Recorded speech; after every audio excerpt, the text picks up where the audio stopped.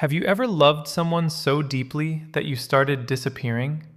Have you ever given everything you had to a person, only to feel emptier with every passing day? If you have, I need you to listen to me right now, because what you experienced was real. The pain you carry is real. And the fact that you are here, watching this video, tells me that you are finally ready to stop running from that wound. You are ready to heal. Let me ask you something else. Do you remember the nights you stayed awake, scrolling through your phone, trying to understand why they pulled away right after you got closer? Do you remember the silence that felt louder than any scream? Do you remember how you kept telling yourself that if you just loved them a little more, if you just understood them a little better, things would finally change? You waited, you adjusted, you dimmed your own light so they could feel safe, and still, they walked away. Or they stayed physically, but emotionally, they were never there. Here is what I want you to understand. You are not weak for having loved them. You are not stupid for having held on. You are human. And being human means your heart was built to connect, to attach, to give itself fully to someone. That is not a flaw, that is your greatest strength. But somewhere along the way, that love was weaponized against you. Not by some stranger, by someone you trusted with your whole soul. This is the invisible wound of loving an avoidant. It does not leave visible scars. You cannot show it to anyone. Your friends see you moving through your days. They do not see the war inside your mind. They do not see how you replay every moment, searching for the answer you will never find. They do not see how you have started questioning your own perception of reality. They do not see the version of yourself you lost in the process of trying to keep them close. But I see you. I see what you have been carrying. And I need you to know something that might feel impossible to believe right now. That weight you are holding, that grief that has no name, that confusion that keeps you up at night, it does not have to define you. It does not have to stay. Because what happened to you was not a permanent sentence. It was a chapter, and chapters end. Here is what I am going to show you in this video. I am going to walk you through 4 powerful steps that will help you rebuild yourself from the inside out. 4 steps that will help you release the guilt you have been carrying. 4 steps that will help you reclaim your sense of self. 4 steps that will help you step into a version of yourself you forgot was even possible. This is not some shallow advice about moving on. This is deep work, real work, the kind of work that changes the trajectory of your entire life. But I need you to do something first. Before we dive into those steps, before we start building your path forward, you need to give yourself permission to feel. Not to rush through the pain, not to bury it, to feel it, to acknowledge it, to stop pretending you are okay when you are not. Because until you do that, until you give that wound the attention it deserves, it will keep running your life in the background. It will show up in your next relationship. It will show up in the way you view yourself. It will show up every time you get close to someone new. So stay with me. Do not click away. I know what you are feeling right now. The temptation to close this video and distract yourself. The temptation to go back to scrolling, to numbing, to pretending. I know how loud that voice can be. But I also know something else. I know that the fact that you are still here means something. It means a part of you is ready. A part of you is tired of carrying this alone. A part of you knows that you deserve more than what that relationship left you with. And that part is right. You do deserve more. You deserve a love that does not make you guess. You deserve a connection that does not make you smaller. You deserve a life where you do not wake up every morning wondering if something is wrong with you. You deserve peace. You deserve clarity. And you deserve to feel whole again. So here is what I am asking you to do. Make a commitment to yourself right now. Commit to watching this entire video. Do not skip ahead. Do not drop off halfway. Because in the next few minutes, I am going to hand you the tools that will change everything. The first step is the one that most people skip, but it is the step that makes all the other steps possible. So stay right here. Do not go anywhere. Your healing does not start tomorrow. It starts right now, and you are exactly where you need to be. What you experienced was not a normal breakup. Let me say that again. What you experienced was not a normal breakup. When most relationships end, there is a clarity to it. Someone did something wrong, or both people grew apart. There is a reason you can point to, a story you can tell yourself, a beginning, a middle, and an end. But your story does not feel like that. Your story feels unfinished. It feels like you were left hanging in the middle of a sentence that never got resolved. That confusion you feel, that desperate need to understand what happened, that is not confusion. That is the aftermath of emotional manipulation you did not even know was happening. When you were with someone who swung between closeness and distance, between warmth and coldness, your brain was in a constant state of trying to predict their next move. Your nervous system was never allowed to settle. You were living in a state of chronic stress, and you did not even realize it. Your body knew what your mind refused to accept. You were not safe in that relationship. Not emotionally, not consistently. I want you to hear this next part carefully. Everything you felt was a reasonable response to an unreasonable situation. When you felt anxious, that was your body trying to protect you. When you felt clingy, that was your attachment system screaming for the security that was promised but never delivered. When you lashed out or tried harder to connect, that was not you being too much. That was you fighting for a love that was slipping away. Any human being would have reacted the same way. You were not the problem in that relationship. You were reacting to a problem that was always there, just hidden behind moments of connection that felt like hope. Now, let me tell you something that might make you uncomfortable, but it needs to be said. You are not broken. You have not been permanently damaged by loving this person. I know it feels that way. I know some mornings you wake up and the weight on your chest feels like it will never lift. I know some nights you stare at the ceiling and wonder if you will ever feel like yourself again. That is not a sign that something is wrong with you. That is a sign that you loved with your whole heart. That is a sign that you are capable of deep connection. And that capability is still inside you. It has not been destroyed. It has only been bruised. Bruises heal. Do not let anyone tell you that you should just get over it. Do not let anyone minimize what you went through by saying it was just a relationship. This was not just a relationship. This was your heart opening up to someone and being met with silence. This was you reaching out for intimacy and being pushed away. This was you trusting someone completely and discovering that trust was not enough to make them stay. That leaves marks. And those marks deserve to be honored, not dismissed. But here is where most people go wrong after a relationship like this. They start to believe the story that their pain is a weakness. They start to think that if they were stronger, smarter, or more emotionally mature, they would have seen the signs. They would have left sooner. They would not have gotten so attached.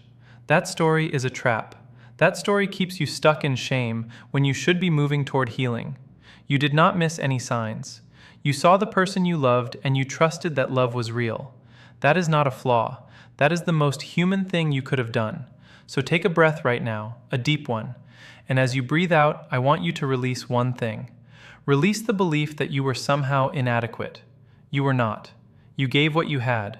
You showed up with honesty and vulnerability and courage, and you deserve the same in return. The fact that you did not receive it was not a reflection of your worth. It was a reflection of their limitations, and their limitations were never your responsibility to fix. You are here. You watched that last section. You stayed. That tells me you are ready to stop hiding from this pain. You are ready to stop numbing it with distractions that only make it worse in the long run. You are ready to face it head on and do the work that will set you free. That takes courage, real courage. And right now, in this moment, you are showing that courage. So give yourself credit for that, even if you do not feel strong yet, even if you still feel lost. The very act of being here, of choosing to learn and grow and heal, that is powerful.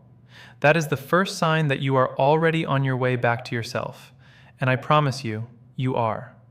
The person you were before that relationship, the one who laughed easily and trusted deeply and loved boldly, that person is not gone. She is still there. Bruised, yes. Wounded, yes. But not gone. She is waiting for you to come back to her. And in the next few sections, I am going to show you exactly how to do that, step by step, with patience, with compassion, with the kind of honesty that actually creates change. So keep going. The best is yet to come. Now let me paint a picture for you. A picture that you probably already know too well. A picture that lives somewhere deep inside your memory, playing on repeat on the worst days. It started beautifully. It always does. In the beginning, everything felt electric. They paid attention to you. They remembered small things you said. They made you feel like you were the only person in the room, and you believed it. Why would you not? Every sign pointed toward genuine connection. They told you things they had never told anyone else. They shared vulnerabilities that made you feel trusted. They made plans with you. They talked about the future. And for a moment, you thought you had found something rare, something worth protecting. Then something shifted. Slowly at first. So slowly you almost missed it. They stopped reaching out as often. The texts became shorter. The energy they used to put into seeing you started to fade. But instead of pulling away, you did what any person with a loving heart would do. You reached back. You doubled down. You thought if you just showed them how much you cared, they would remember what you had together. You scheduled things, you made efforts, you communicated openly about how much they meant to you. And sometimes, just sometimes, it worked. They would come back. They would be warm again. They would seem like the person you fell in love with. And in that moment, your brain lit up with hope. You thought you had cracked the code. You thought the problem was solved. But it was not. That warmth lasted a few days, maybe a week, and then the distance came back. Like a wave that washes in and then retreats, leaving you standing on the shore, wondering what you did wrong. This is the pattern you lived inside. This is the invisible cage you could not see, but felt constantly. You were never fully abandoned, so you never gave up. You were never fully welcomed, so you never felt safe. You were suspended in a space where your nervous system could never settle. That kind of ambiguity is not just frustrating, it is psychologically devastating. Because your brain is constantly trying to predict what comes next. Your emotions are on a treadmill that never stops. You are pouring energy into a relationship that gives you just enough to keep hoping, but not enough to feel secure. Let me describe what this looks like in real life. You send them a message and immediately check your phone. You see they read it but did not reply. 3 hours pass, then 6, then a whole day. You start to spiral. You question whether you said something wrong. You draft responses in your head and delete them. You want to reach out again, but you are afraid of seeming desperate. So you wait, and the waiting eats you alive. Finally, they respond. Just a simple, short reply, and something inside you explodes with relief. You feel better immediately. But that relief only lasts until the next silence, and the cycle repeats, again and again and again. This is the trap. This is the exact mechanism that kept you stuck for months or even years. Every time they pulled away, you got anxious. Every time they came back, you got a hit of dopamine that felt like love. Your brain started to associate their presence with relief and their absence with danger. You were not in a relationship. You were in a loop of intermittent reinforcement. And intermittent reinforcement is one of the most powerful psychological patterns that exists. It is the same mechanism that makes gambling so addictive. Not because the reward is consistent, but because it is unpredictable. Because when it comes unexpectedly, and you never know when the next one will arrive. You were not stupid for getting caught in this. You were human. Your brain is wired to seek connection and to interpret uncertainty as a threat. When someone you love goes quiet, your first instinct is to reach out, to fix, to restore the connection. That is not weakness, that is survival instinct kicking in. The problem was not your instinct. The problem was that every time you acted on that instinct, you reinforced the pattern. You showed them that distance would not have lasting consequences. You showed yourself that pain would always be followed by temporary relief, and so the loop deepened. What made it even harder was that you never had a clean ending. You never had a moment where they clearly said, "This is over." Instead, there were gray areas, conversations that went unfinished, promises that were not kept, plans that dissolved into silence. You were left hanging in a story that had no resolution, and that unresolved feeling is what haunts you still today. Not because you did not try hard enough, but because they were never capable of giving you what you needed. And that was never going to change, no matter how much you adapted, adjusted, or dimmed yourself down. So, if any of this sounds familiar, I need you to stop right here and recognize something. You were not in a partnership. You were in a pattern, and patterns can be broken. But you can only break a pattern when you first understand it clearly. You needed to see it for what it was, and now you have. The next section is where we move forward, not by pretending this did not affect you, but by finally doing something real about it. Stay with me. The breakthrough is close. There is a particular kind of pain that does not announce itself. It does not show up with a clear wound you can point to. Instead, it lives inside your head. It plays on repeat. It makes you question things you once knew for certain. This is the pain of confusion. And if you have come out of a relationship with an avoidant, you are probably still living inside that confusion right now. You replay conversations in your mind, over and over, trying to find the moment where it went wrong, trying to find the sentence that made them pull away. You analyze every text message. You go back to the beginning in your head and try to trace the exact path that led to where you are now. And the more you look, the less clear everything becomes, because there was no single moment. There was no single mistake.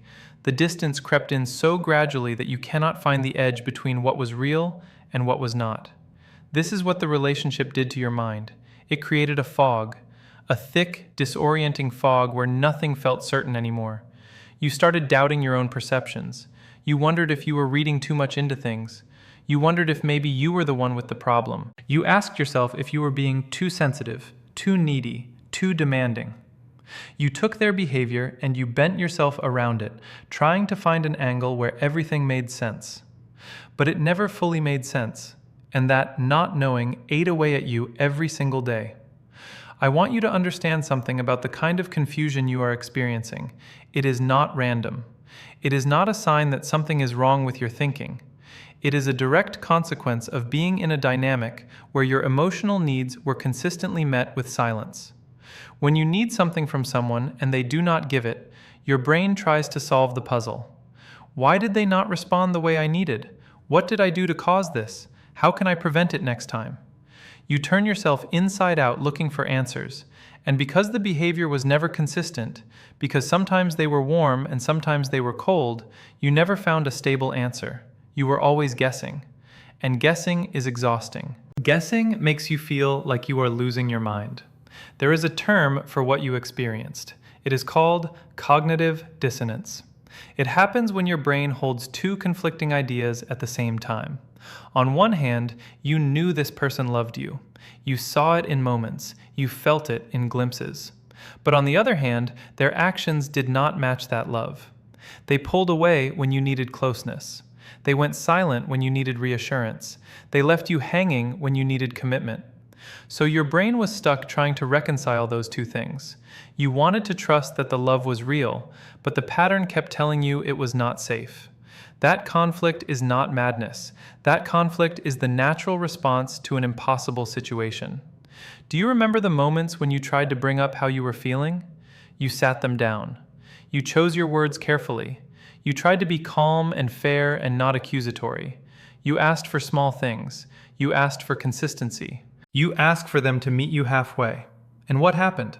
They either shut down completely or they made you feel like you were asking for too much. They turned it around on you. They made you feel selfish for having needs. And you walked away from those conversations wondering if you had done something wrong by speaking up at all. That is how they kept you stuck. They made you feel like your voice was the problem, like the act of asking for what you needed was somehow unreasonable. And slowly, you started to shrink. Not in a dramatic way. It happened in small moments. A request you did not make. A boundary you did not set. An emotion you swallowed instead of expressed. You started editing yourself in their presence because you learned that vulnerability led to distance. And that editing of yourself, that gradual disappearing, that is what created the emptiness you feel now. The confusion did not end when the relationship ended. It intensified. Because now you have all these memories and no clear framework for understanding them. You do not know what was real. You do not know if they ever actually loved you the way you needed to be loved. You do not know if you imagined the closeness or if it was actually there at some point. And without that clarity, your mind keeps circling. You lie awake at night, running through every detail. You wake up in the morning, and the first thought in your head is about them. You go through your day carrying a background weight of not knowing. That weight is real, that weight is heavy, and it is not your fault that you are carrying it. Here is what I need you to see. The confusion you feel is not evidence of your weakness. It is evidence of how deeply you tried to make sense of an experience that did not make sense. You were not foolish for hoping things would get better. You were not delusional for believing the love was there. You were a person who trusted the evidence of your own heart and tried to build something real with another human being. That is not confusion. That is courage. And the fact that you are still sitting here, still trying to understand, still willing to look at this honestly, tells me that your mind is not broken. It is just tired from carrying a weight it was never meant to carry alone. The good news is, you do not have to carry it alone anymore. The next section is where things start to shift, where the fog begins to lift, where you finally start to see yourself and the relationship with clear eyes. Keep going. The answer is closer than you think. Let me ask you something. Right now, if you could go back and change one thing about that relationship, what would it be? Would you be less emotional? Would you ask for less? Would you give them more space? Would you play it cooler, act less interested, hide how much you actually cared? If your answer is yes, I need you to hear what I'm about to say next. Because that answer, that instinct to make yourself smaller, that is the biggest lie you have been believing since the day that relationship ended. You were not too much. You were not too emotional. You were not asking for too much. And you were certainly not the reason it fell apart. That guilt you have been carrying, that voice in your head that says, if you had just done things differently, everything would have worked out. That voice is lying to you, and I need you to stop believing it. Here is what happens after a relationship like this. You look back and you see all the moments where you reached out, where you expressed your needs, where you asked for reassurance. And you start to think those moments were the problem. You think you pushed too hard. You think you were too intense. You think if you had just been more laid back, more patient, more understanding, they would have stayed. But that is not what happened. That is a story your mind created to give you a sense of control. Because the alternative, accepting that you had no power over their choices, that is terrifying. So you chose to believe it was something you did.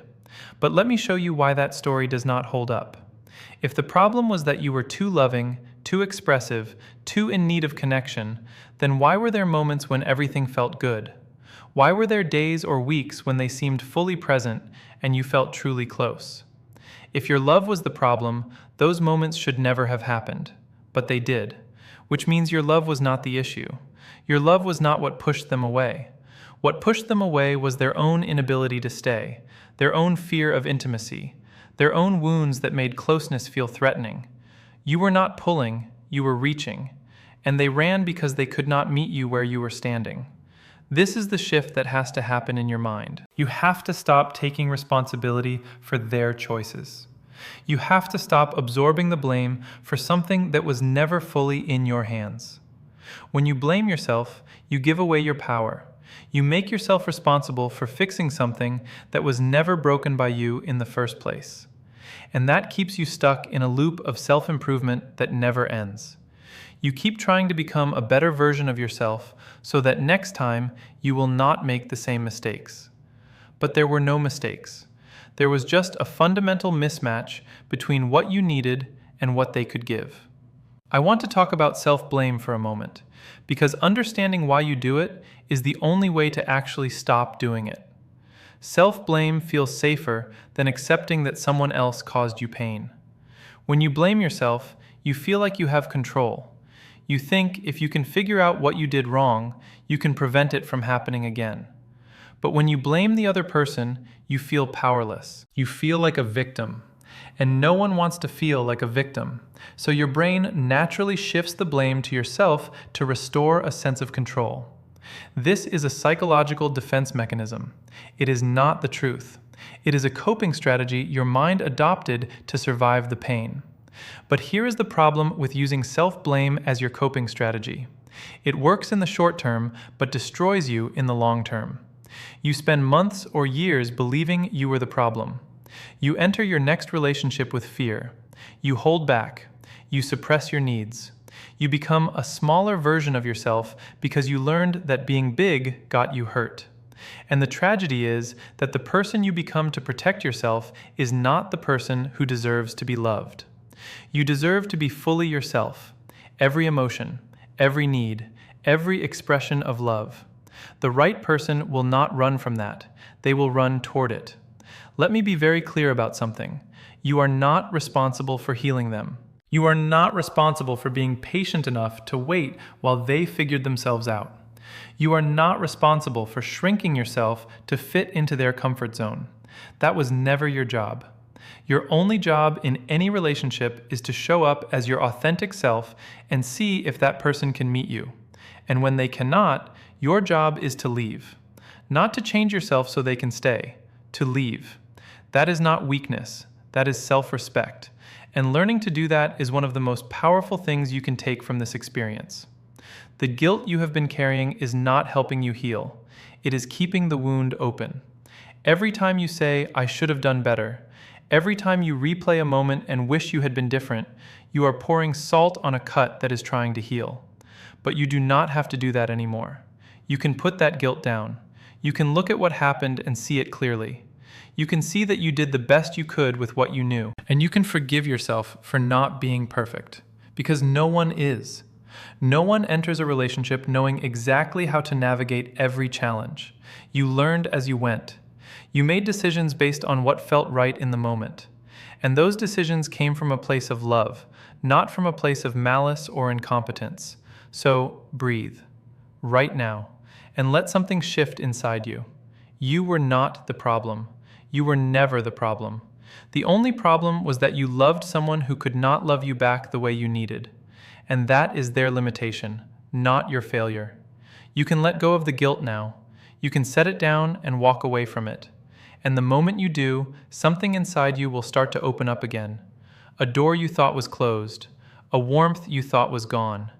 It is still there, and it has been waiting for you to stop punishing yourself long enough to let it back in.